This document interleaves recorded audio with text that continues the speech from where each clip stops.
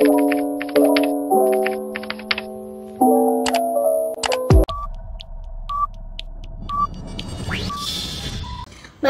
umaga po sa lahat. Ako po si Candice Natalie R. Ortega, Grade 3, PT.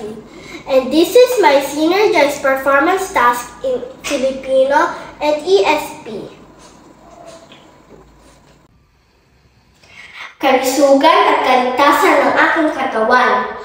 Ako si Candice Natalie R. Ortega, Batang Malusog. Iniingatan ko ang aking pangangatawan, stress, puyat, pagod.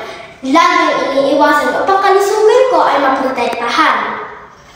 Pag-eehersisyo, pagkain ng gusto, ang ginagawa ko upang maging masigla ako. Pagtulog ng maaga, pagiging alisto, nakakatulong din sa kaligtasan ng katawan ko. Kaya tularan ninyo ang mga ginagawa ko.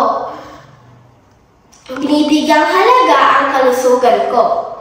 Lahat ng sinabi ko ay gawin mo. Natitiyak ko ang magandang pangangatawan mo.